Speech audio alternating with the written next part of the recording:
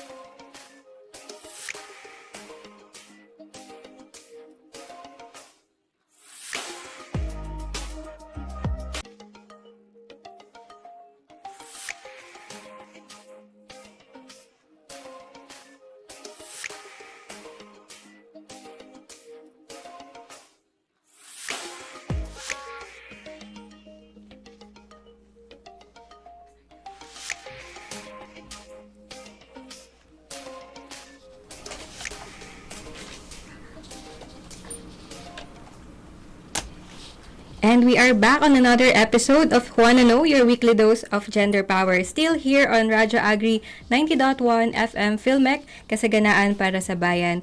We are live on air and via our Facebook page, Radyo Agri 90.1 FM, cross-posted on our Filmec Gender and Development Office Facebook page. We are your host for today. I am Alagatin from Gender and Development Office. And I am Alagad Noel from the Applied Communication Division. At mula po sa aming programa ay gusto rin po namin ipahatid ang mainit na pagbati sa buong Filmec community na pinangungunahan ng aming Director 4, Dr. Junicia G. Alvindia, our Director 3, Sir Joel Dator, our Interim Director for Research and Development and Concurrent Gender and Development Executive Committee Chairperson, Dr. Nelson Santiago, and also our Interim Director for Extension Support and Training Services, Sir Elijah Z. Davalos. Good morning po. At gayon din po ang mga miyembro ng GAD Executive Committee at higit sa lahat ang mga miyembro ng Gender and Development Technical Working Group sa pangunguna ng ating GAD Focal Person, Ma'am Bess G. S. Magararo. At pagbati rin po sa iba pang mga ahensya na nangunguna rin sa pagpapalaganap ng mga kaalaman tungkol sa gender and development gaya ng Philippine Commission on Women, our fellow GADvocates at sa mga nakasubaybay po sa ating programa ngayong umaga. Good morning po. At before we proceed po sa ating topic for today, let us have a quick recap first before our about our previous topic on 18-day campaign to end violence against women that we observe yearly from November 25 to December 12. At last episode nga no Alagad Team na pwede rin po nilang mabalikan no kung na-miss niyo po itong episode na to, pwede niyo po mabalikan yan sa aming official YouTube channel Radio Agri 90.1 FM Filmec. At ang topic nga po natin na noong November 25 ay nag-kick off po tayo ng 18-day campaign to end violence against women dito po sa ating ahensya sa Filmec, kung saan hinikayat po no yung mga empleyado at yung iba pang mga GADvocates natin to fully support itong 18-day campaign na to. And yun nga, hinope din natin no, na sana hindi lang ngayong 18 days hindi lang sa period lang na to. No? All throughout the year, parang hindi natatapos tong pag-support natin dito sa 18-day campaign dahil araw-araw maraming nakakaranas no ng mga pang-aabuso, hindi talaga to nawawala. So dapat tayo mga GADvocates no, and yung mga yung support natin especially from the government ay hindi nawawala. So ang recurring theme po ng 18-day campaign to end violence against women na pinangungunahan po ng Philippine Commission on Women ay United for a Vow-Free Philippines. So last episode, pinag-usapan po natin yung mga campaign activities, paano ba makaka-participate yung mga advocates natin dito. And also, hinikayat din natin yung mga kalalakihan, no? Kasi meron din silang malaking contribution dito as positive allies.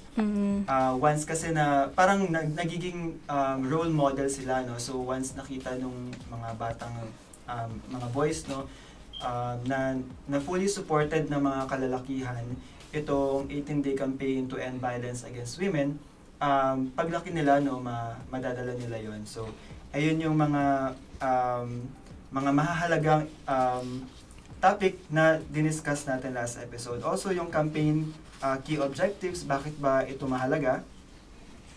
At meron din yung part na diniscuss din natin, no, paano yung tamang way kung paano ba makakatulong, no, yung mga bystanders natin Kasaksi sila ng mga pang-abuso sa daan, yan. Kasi di ba may time din na baka madamay pa sila, gano'n. So ano ba yung mga tamang ways na yun?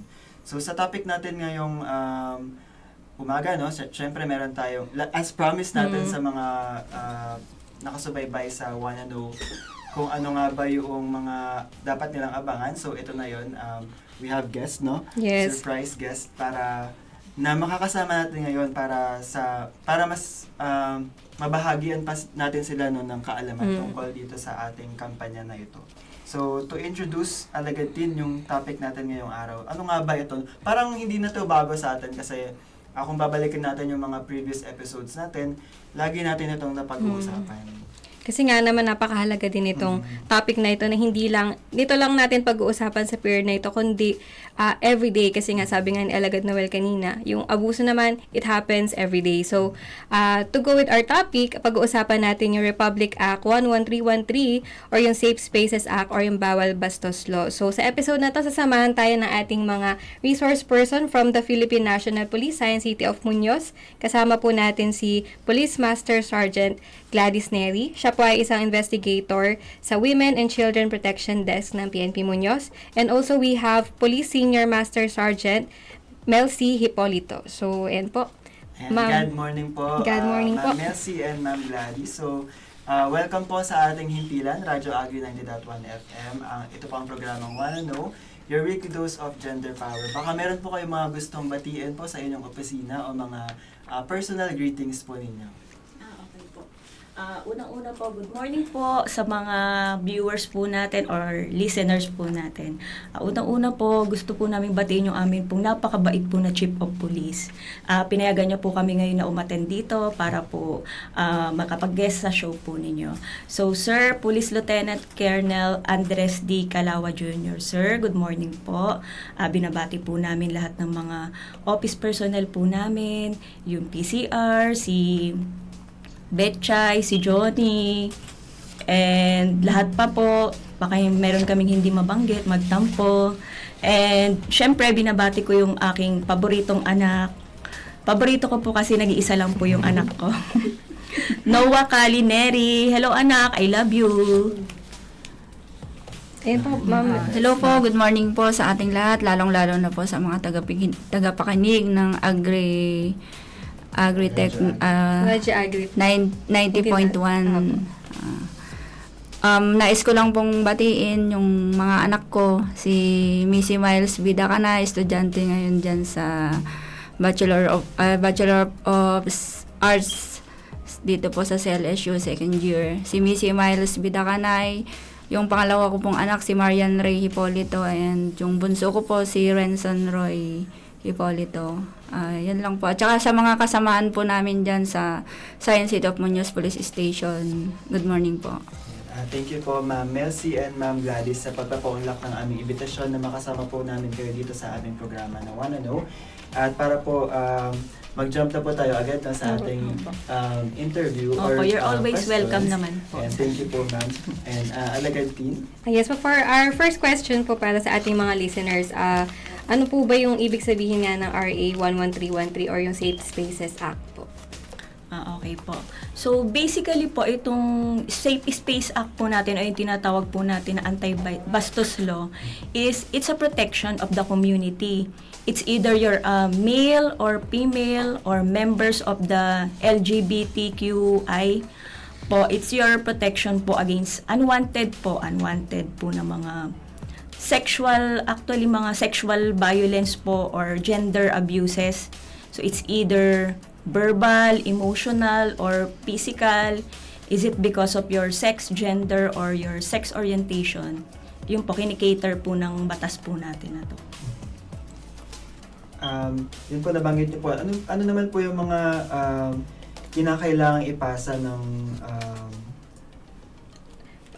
Sa ano po kaya ma'am, bakit po kaya tayo nagkaroon ng ganitong klaseng batas po dito sa Pilipinas? Well, I think the public feels the need of expansion of the anti-sexual abuse.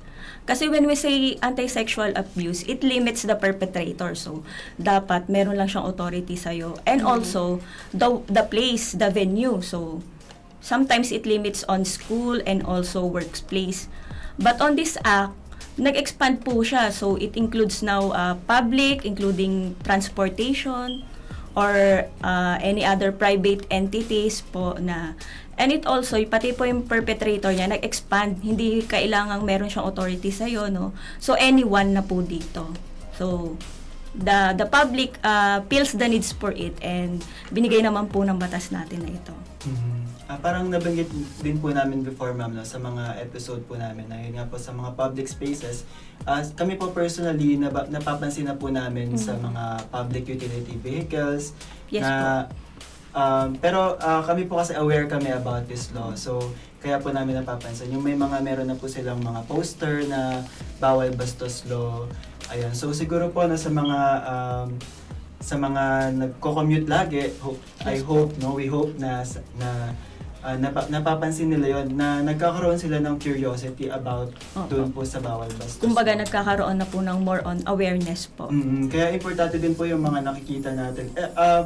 Especially po, no, since nabanggit natin public spaces, yung mga mall po, for example. Yes po. Actually po, si Philippine Commission on Women and si SM, nag-partner po sila.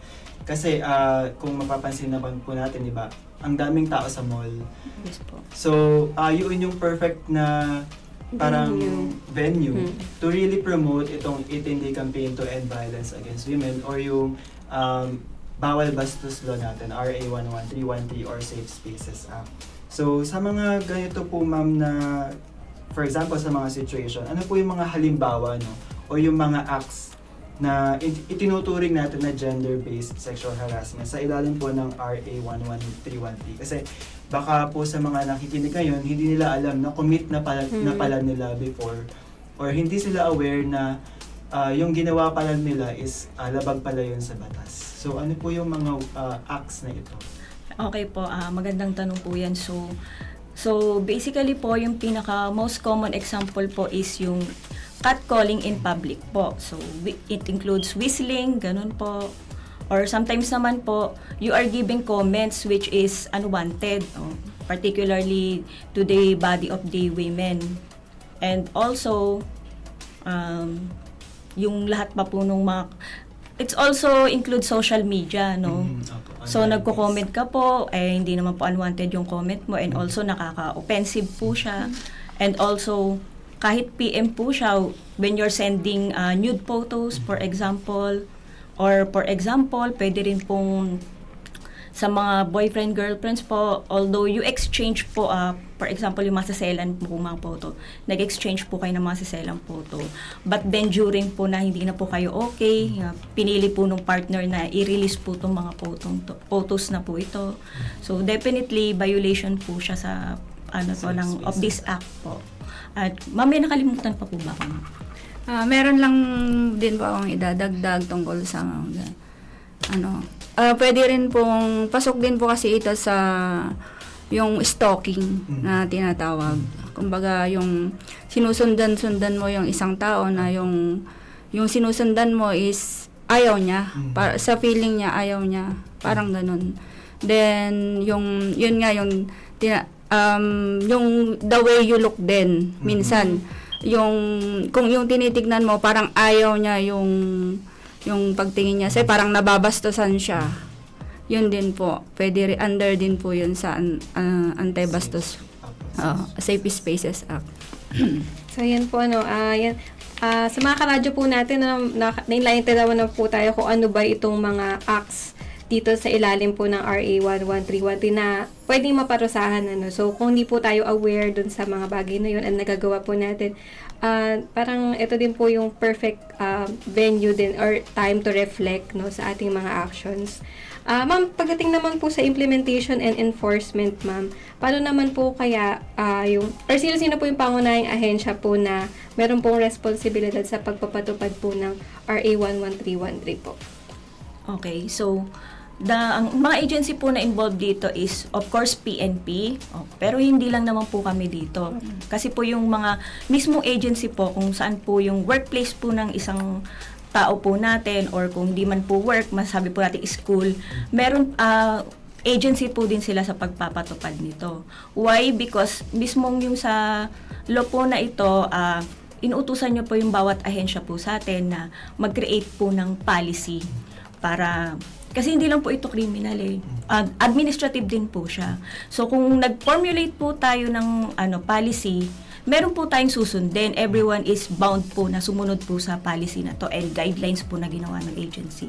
Mas mapapabilis po yung pag-penalize po natin sa kanila pag lumabag po sila sa mga policies and guidelines po hindi lang po ng Safe Space Act kundi ng bawat agency po and schools po.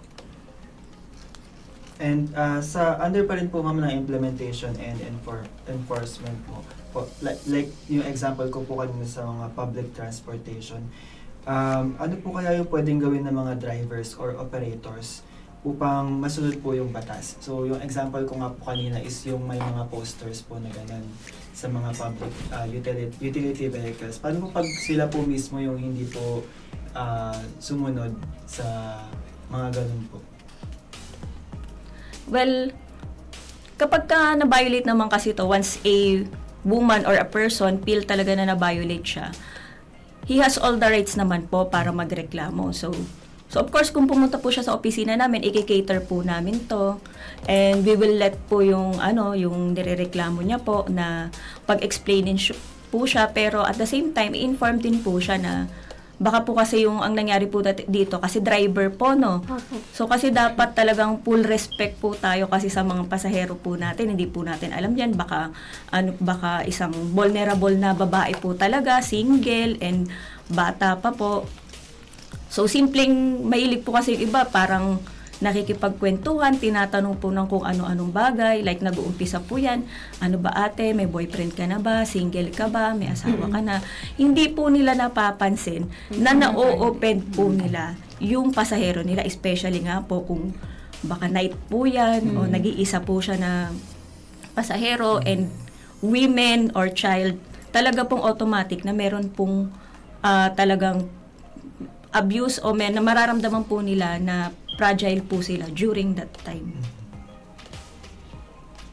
So, ayan po, bali ma'am, paano yung mga ganong cases po? Kasi, personally ma'am, nakaranas din po ako ng ganon sa jeep, lalo na po pag gabi medyo, nakakatakot nga po, nakakatrete na parang, dadalhin pa ba ako nito sa destination ko or baka itakbo na ako. Pero pagka ganun ma'am, sa ganong pagkakataon po, saan po kami diretsong pwedeng magreklamo po, ma'am? Sa mga ganong pagkakataon po, ma'am, pwede pong just halimbawa lang yung nangyayari na gano'n. Pwede po tayong humingi ng tulong kahit sinong nakapaligid sa atin. Kasi meron po tayong tinatawag na citizens arrest. Pwede po nilang arrestuhin yung perpetrator na yon, yung nambabastos sa'yo, halimbawa. Then, idiretso na po sa police station para maghabla po ng kaso. Sige po. And siguro po sa mga ganong situation, like yung sinabi po natin kanina regarding sa mga bystanders, parang kasi pagka nakita mo na na inaabuso na pala or ayun nga po, may nagka-catcall, Ganun, parang responsibilidad po natin sa sarili natin, no? Nasawayin sila. No? Oo, Kasi yes alam po. natin na hindi tama yung Oo. ginagawa nila. So, ayun po, as individual, parang meron tayong sariling... Initiative. So, hindi na po uso ngayon na pagka ginawa po yun, yung mananahimik ka na lang. tsaka Kasi po, di ba? makikitawanan, gano'n. Saka may social media na din yung iba pinopost talaga nila sa Facebook. Kasi parang hindi mo naman pwedeng hintayin na mangyari sa'yo yun before mo pa Actionan sawayin din. or before ka pa gumawa ng way para ma-stop Opo, yung yun. mga ganong situation. Yes po, that is very wrong po talaga kasi karaniwan nakikialam lang po tayo pag involved na po na ang naging biktima na po is kapatid natin, kapamilya, kaibigan, di ba? Doon lang po tayo nagsasalita. Tapos sasabihin po nila ilan na yan, pang ilan na yan, si ganito, ginanito din niya. Pero nung una, yung iba yung biktima, hindi siya nakikialam, no? So, hindi po yun yung pinopromote ng PNP. And also parang nag-example din po kami last time. For example po sa mga household, parang usually po na comment no ng mga kapitbahay is parang away mag-asawa lang yan. Or parang nasanay na kasi sila na laging nangyayari. And hindi nila alam no na mayroon na palang masamang effect yun dun sa may Opo. Sa biktima. female spouse Yes or po, victim. psychological na po pala yung... And ayun nga po nabanggit din niyo po kanina no na itong bawal bastos law ay hindi lang po nakatuon sa mga kababaihan. So Yes kasi po. syempre po 'di ba meron din naman mga kalalakihan no, na victim din ng sexual abuse or sexual harassment. Ayan. So ayun po, although sinasabi natin no, na 18-day campaign to end violence against women ito, parang yun nga nabanggit rin po ni Ma'am kanina na extension ito no ng anti-sexual harassment. So pinalawak itong Yes batas po. na ito para hindi lang mga kababaihan, pati mga kalalakihan and even Members other of members of the LGBTQ. LGBTQIA+ is protected under the law. So ayun po, kasi parang lahat naman tayo possible na makaranas ng sexual harassment or any abuse or any violence. So, kaya po importante ng mga karadyo Agri na alam natin talaga kung anong batas itong RA 11313 or bawal bastos law and paano ba natin tayo magkakaisa-isa para ma-lessen na talaga yung violence sa society. Ayan po. So, ma'am, paano po kaya pagka halimbawa may mga reklamong babae, kabataan, or LGBTQIA+ na member sa community, ma'am? Ano po kaya, ma'am, yung protection na maibibigay po natin doon sa complainant po, laban po doon sa kanyang nirereklamo po? Unang-una kasi kapag, for example, nadala yan sa istasyon namin, so, unang-una, ensure muna namin yung privacy. Kaya nga po kami nandito, kaya po kami member ng Women and Children's Protection Desk. No? Siyempre, unang-una, binavalue namin yung secrecy po ng mga ganitong cases. So, dapat po, nandun po yan sa opisina namin at hinahandle po yan ng mga katulad po namin mga babaeng investigador po.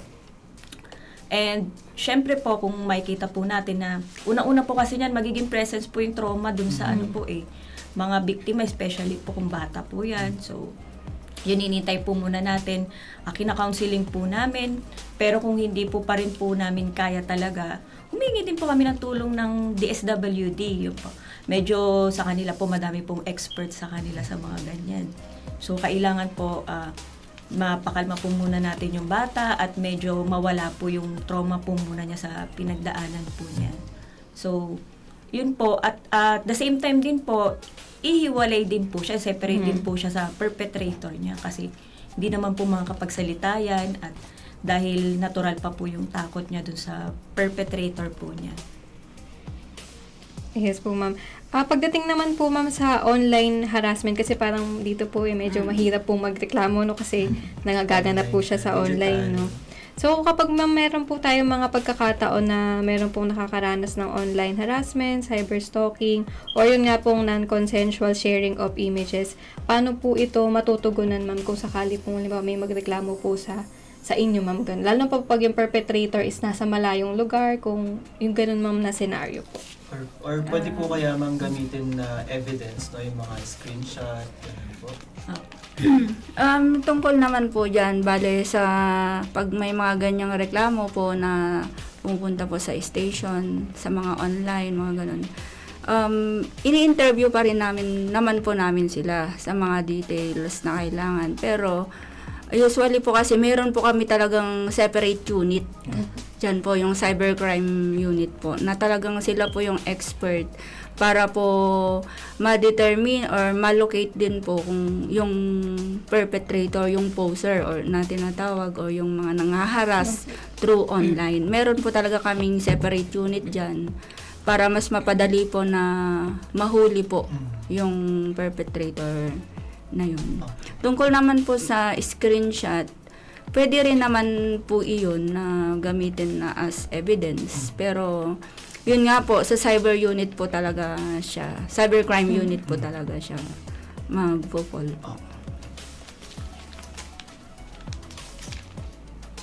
So ano naman po ma'am sa dumako naman po tayo, no? Meron po tayo kanina sa mga public spaces, meron po tayo sa online, digital.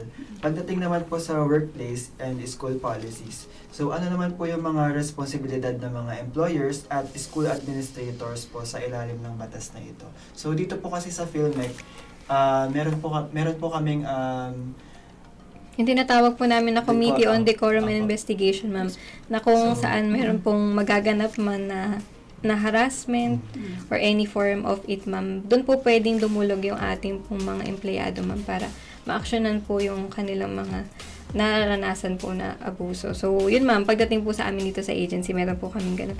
Yun po, pagdating naman po sa school, ma'am, yun, ano po yung responsibilidad po nila ng mga employers po, administrators po, under po ng ating batas. Nakakatuwa po malaman na yung office po ninyo is meron na pong nakapag-formulate na po ng policy. So, katulad nga po ng binanggit ko po kanina na ito pong Safe Space Act ay binabanggit niya din po dito na kailangan po mag-formulate ng mga guidelines and policies. So, hindi lang naman po sa inyo po, sa mga workplace po. It includes po yung mga school. So, dapat meron po silang mga group of people po na talagang mag-investigate or mag-cater ng mga ganitong klaseng reklamo po. Nang sa ganun po, doon po mismo sa school pa lang nila, meron na pong initial action taken po. Bukod pa po dun sa criminal, so mas madali po kasi siya kung mga administrative po, 'di ba, mga policy yung mga na-violate. Mas madali po minsan yung mga sanction po. And sa mga situation po, no, parang pagdilignan natin, although hindi ko naman po sinasabi na lahat, no, ng school ganito. So, Opo. ano lang po, for example lang po, and in my own, ano lang po ito, parang nangyayari po kasi siya sa mga estudyante is usually yung mga perpetrator is yung older Higher year. hindi po, parang Opo. mga ano pa nila, mismo teacher Guro pa, po. ganun, Yes teacher po. pa, ganun. Opo. So parang ang nakakalungkot lang din po isipin na kung sino pa po yung may mas alam, no? Opo, Or yung dapat na nag-aalaga dapat sa kanila o in-expect na, nagtuturo. opo. Yung Sila pa po. ina-expect na sila pa yung mag-guide sa mga estudyante, parang sila pa yung nagiging perpetrator. So, Opo. although hindi ko naman din po, again, hindi ko po sinasabi na lahat po, na parang ano lang, situation lang na Opo. na parang dinidepict, for example po, no, sa mga movies, sa mga series, no, Mm-mm. parang ganun po yung laging situation. Di Yes ba po po. kung mapapansin Pero po kung natin? that specific situation po kasi usually, talagang kami mga pulis po nakikialam po kami. Kasi school po yun 'di ba? Ibig sabihin parang wala na po siyang ibang susumbungan, 'di ba? Kaya parang talagang nakikialam na po kami doon. So pinafailan po namin kung talagang perpetrator niya is teacher, katulad nga po nung sinabi nyo. Pwede po siyang pumasok doon po sa child abuse po. And bukod pa po doon sa sexual abuse po, mga ganun po. Actually, nagpapatong-patong na po talaga kasi ganun po yung batas natin ngayon, more on yung protection po talaga sa ating mga children and also sa women. Kaya ganun po ka-importante. Nakikita po ng batas natin na ganun po ka-importante yung mga women natin and also children dahil sa dami po ng mga batas na ipinapasa po ng ating mga mambabatas. Naging priority din talaga sila, ma'am, no? Kasi nakikita din siguro ng ating gobyerno na sila talaga yung prone pagdating dito sa ganitong Opo, klaseng yes mga po. abuso. Kaya makikita talaga natin na intense talaga yung mga protection na in-offer ng ating mga batas, no? So pagdating naman po ma'am sa social impact and awareness, sa tingin niyo po ba ma'am, sa observation niyo po ay mas naging aware na po ba yung ating public tungkol po dito sa ating tinatawag nga po na gender-based harassment po? Opo, through campaign po talaga ng against anti-bastos law. Talagang kami po is tuloy-tuloy yung campaign namin sa Safe Spaces Act. So ang impact po nun is nagiging aware na po yung society, lalong na yung mga violations is kaya na nilang iwasan. Halimbawa, kumbaga, pag gagawin ko ito, ay maano ako, makakasuhan ako, ganito, di ba? Maiiwasan na po nila na gawin yun. So, nagiging aware na po sila sa mga ganyan po na acts. Opo, and also the PNP po kasi is halos wala po kaming tigil talaga, no. We conduct symposiums sa schools po and also lectures po sa mga barangay and sa mga iba pa pong lugar para to let everyone know about this gender-based abuses po, and especially po tong Safe Space Act. Kaya confident naman po kami na mas madami na pong tao ngayon yung public po na mas nagiging aware po sa batas na to po. Especially alagad din sa mga rural areas, rural communities. Kasi Yes ito yung po. mga hindi napapansin. Opo. And may mga cases din talaga na pag tinignan mo yung community is Parang may okay po siya. Parang meron po mga cases talaga ng pang-aabuso. No? So parang yun po kasi yung mga hindi talaga naaabot ng mga information. Actually, ito po yung tina-target namin eh. Kasi yung usually po, yung minsan pagka tinitignan po namin yung mga data namin, bakit ito sa isang lugar na to parang walang reported cases ng mga ganito pong violations. Pero nung pagka talagang magkakaroon po kami ng study, hindi naman po talaga zero. Kundi hindi lang po nila alam na may ganito po palang batas na pumoprotekta po sa kanila. So, dyan po, napaka-importante po nung ginagawa po natin ng mga information dissemination and also barangay coordinations and conduct of lectures po, trainings po, ganun po sa mga barangay. Kasi doon po nila nadidiscover na, ay, ano pala to, hindi pala normal yung ginagawa sa akin ng kapitbahay ko, hindi pala normal yung ginagawa sa akin ng mismong tatay ko, ganun. Kailangan pala magsabi ako na naaabuso na po ako. Kailangan lang po nila ng talagang suporta po ng community. Kung hindi man po, kasi usually po, pag meron din po tayong talagang cases po ngayon na mismong perpetrator mo po ay kasama mo po sa bahay. So, nasa loob po ng bahay ang crime po mismo. So, yun po yung pinipilit po namin madiscover. Kasi sa mga ganitong cases po, usually parang hopeless po, helpless yung biktima. Dahil mismong kasama niya sa bahay ang perpetrator po niya. Diba, ano din yun, alagad din, no? Parang yung sinabi ni Ma'am very important din kasi kung babalikan natin yung mga previous topic natin, lagi din natin nababanggit yung home. Sa home, sa mga previous episodes po kasi namin, Ma'am, nababanggit na rin po namin na yung mga values po na dinadala natin sa labas is nagsisimula siya sa bahay.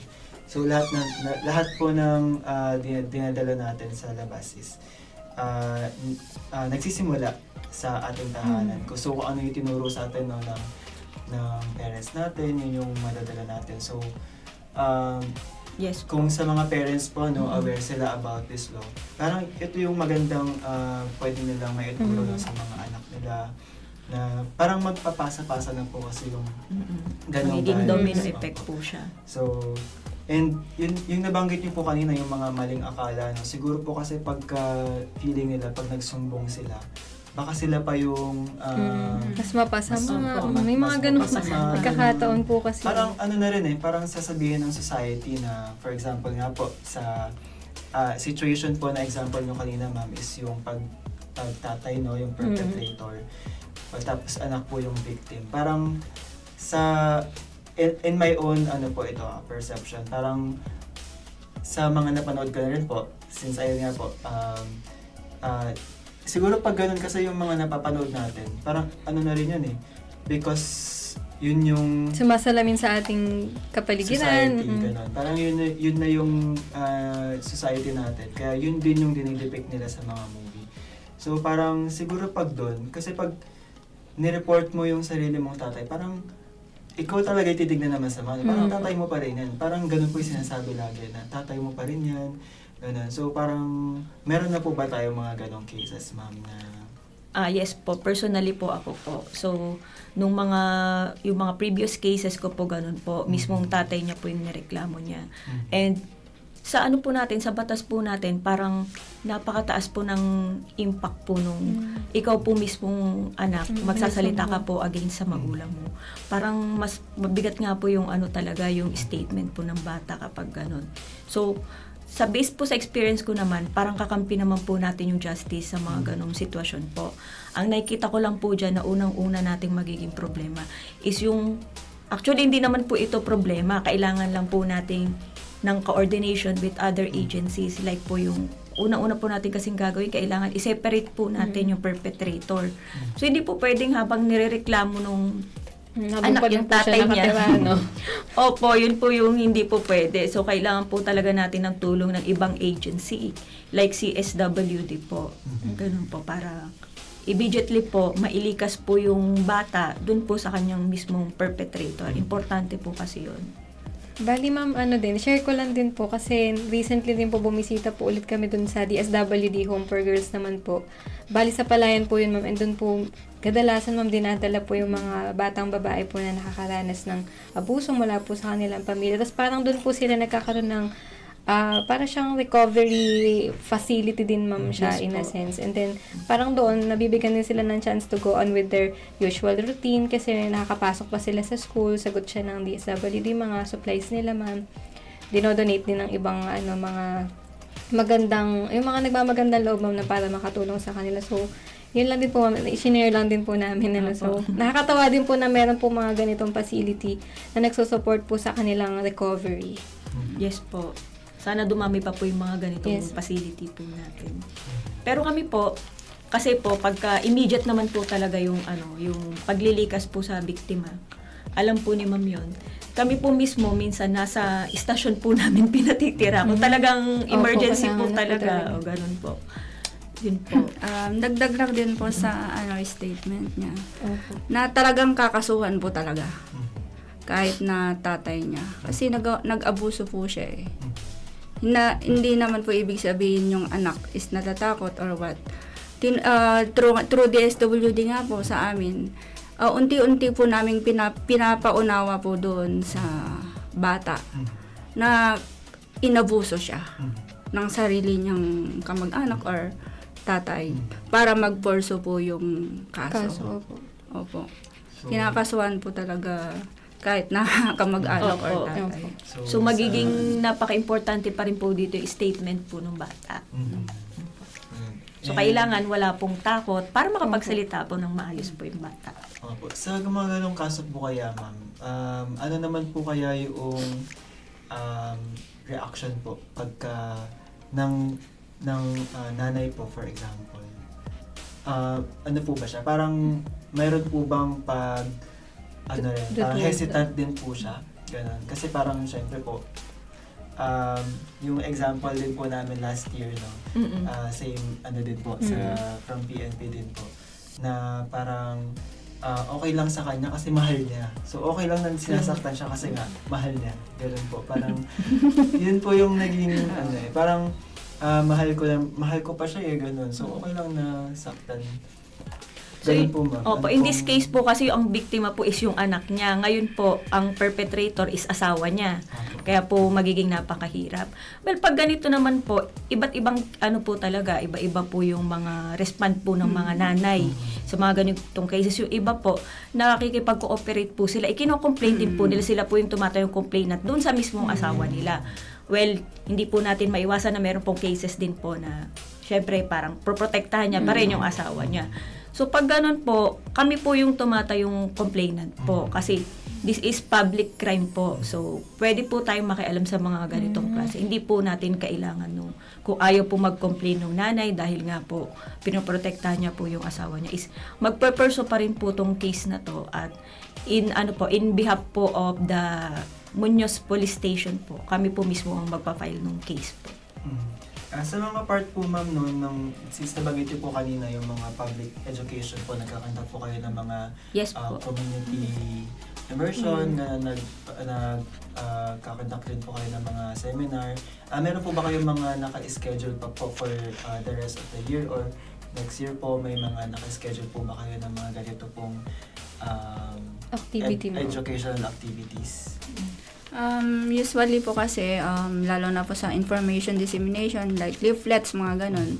Everyday naman po namin talaga rin ginagawa. Then, yung tungkol naman po sa mga lectures or seminars, depende rin po kung may magre-request po sa amin ng mga schools, halimbawa, ganitong date, by schedule po yung ganitong date po, mag-lecture kami about sa ganito po, sa BAUSI, mga ganon, sa child protection laws, mga ganon. Pinupuntahan po namin pag may mga nagre-request din po. Pero kahit ano po, wala pong request, talagang tuloy-tuloy po yung trabaho ng ating PNP po sa in terms of information dissemination po talaga. Almost every day po talaga.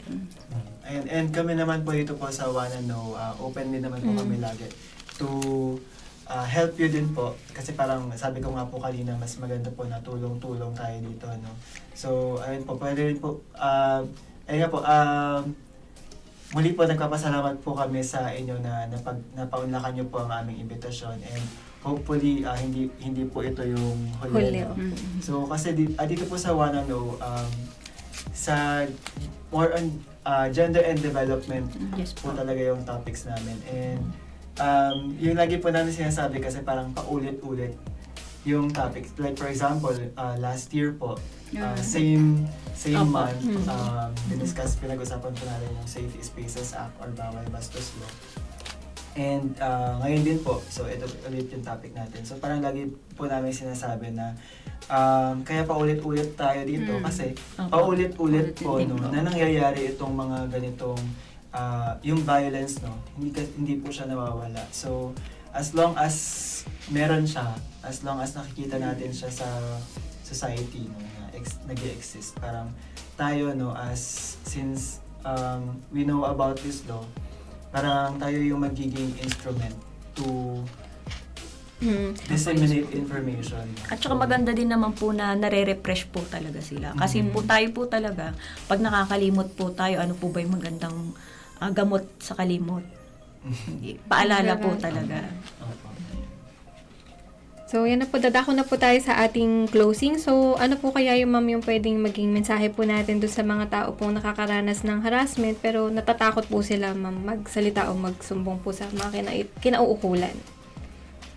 Yes po. Katulad nga po nung mga alam po namin na sa lahat po, especially po sa mga bukid area, sa mga rural area po, alam po namin na wala pong reported sa mga opisina namin, pero alam po namin na meron po dyan mga silent lang po na pinagdadaanan niya po yung mga ganun.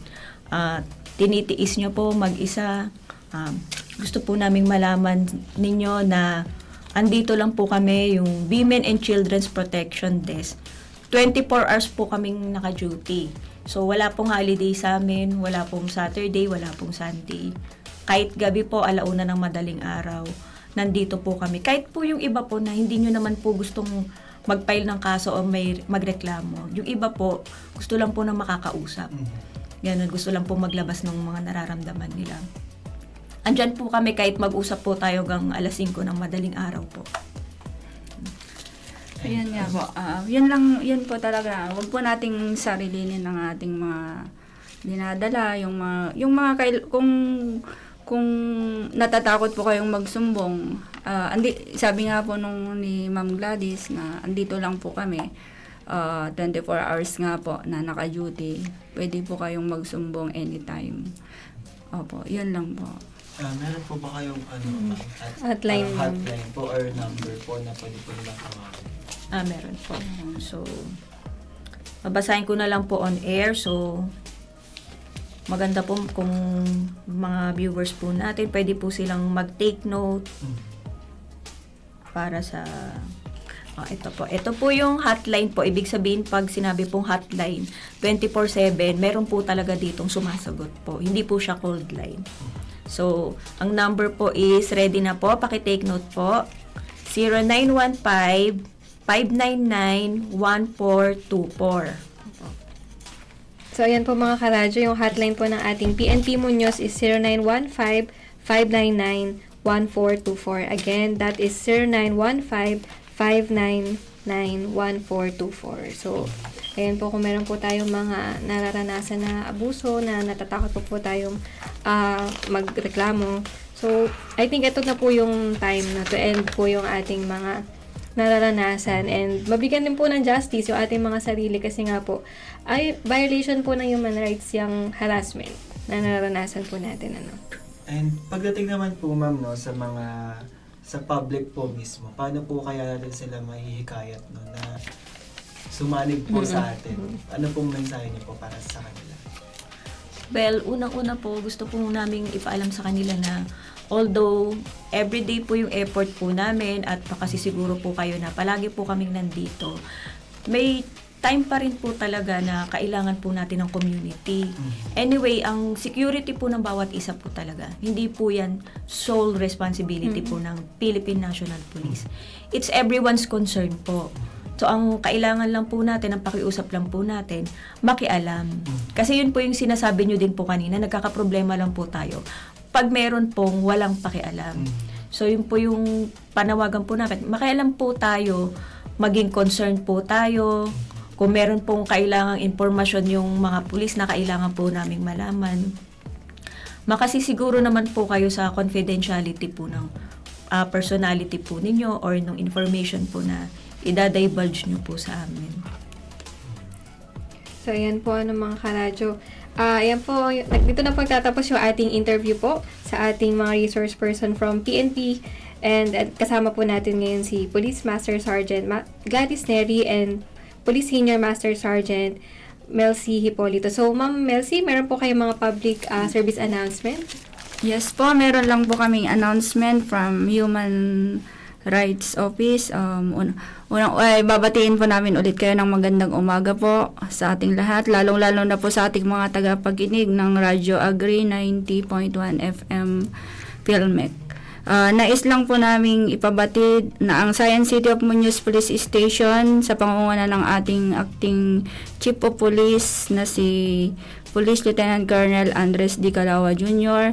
na sa darating po na December 4 hanggang December 10 ay isinicelebrate po natin ang long week celebration ng National Human Rights Consciousness Week na ang tema ay karapatang pantao kasama sa araw-araw. Sana po ay samahan niyo po kami sa pagse-celebrate mula December 4 po hanggang December 10. Yun lang po at maraming salamat po. So, ayan nga, mga karadyo, pwede din tayo mag-join dito in our simple ways, sa National Human Rights Consciousness Week. So, yan ay ginaganap nitong December 4 hanggang 10. So, baka meron pa po kayong gustong ipahabol, Ma'am Gladys? So far, wala naman na po. Ayan. Kung wala na po, ayan, mga karadyo agri. Muli po, Ma'am Gladys and Ma'am Melcy, muli po kami nagpapasalamat sa pagpunta niyo po rito sa amin na nakasama po namin kayo na sa pagsulong po ng mga ganitong advokasya. At we hope din po na hindi po dito natatapos ang ating pong pagkikita. Inaasahan din po namin na makasama pa po kayo sa mga next po natin na mga topic kasi hindi lang naman po sa bawal bastos law Yes po. natatapos ang topic natin ngayon. Yes So po. marami pa tayong ibang pwedeng pag-usapan. And marami pa din pong pwedeng malaman yung ating mga tagapakinig tungkol sa mga usapin sa gender and development. So ayun po, for more gender and development updates, mga Karadyo Agri, you can visit our official website, gad.filmec.gov.ph. And kung kayo po ay may mga komento o mensahe, pwede po kayo magpadala ng message nyo po sa aming official Facebook page, Radyo Agri 90.1 FM, at sa aming official Facebook page sa Gender and Development Office. And kung may na-miss po kayo ng mga episode, pwede nyo pa rin po itong balikan sa aming official YouTube channel, Radyo Agri 90.1 FM Filmec. So, for more gender and development updates po, you can also visit our website, gad.filmec.gov.ph, at muli po, kami po yung mga alagad niyo sa Wanna Know, at ito po yung aming programang Wanna Know, your weekly dose of gender power. So, abangan niyo pa po kami sa aming mga next episode, dito pa rin po sa himpilan po na Radyo Agri 90.1 FM Filmec, Kasaganaan para sa parang bayan. hindi pa yata doon natatapos alagad. Kasi parang Excited ba kumain ng lunch? kasi parang na rin to, no? Is time ba? Time. I mean, parang Venue. Hindi, parang na kasi to, last episode na natin for the year. So parang, yun lang yung... Ay, gusto mong sabihin, ayun so pala. parang, last episode na kasi natin to for the year. So, abangan nila tayo next year. Next year. So, New and improved. yung mga mapapromise pa natin sa mga Karadya Agri natin na Maraming kabang-abang. Opo. Marami ng mga guests. So, yun lang naman. So, yun na po. Ito na po, So, totoo na to. So, ayan. abangan niyo po kami sa next episode namin next year. Dito pa rin po sa ating himpilan, Radyo Agri 90.1 FM, Kasaganaan para sa bayan.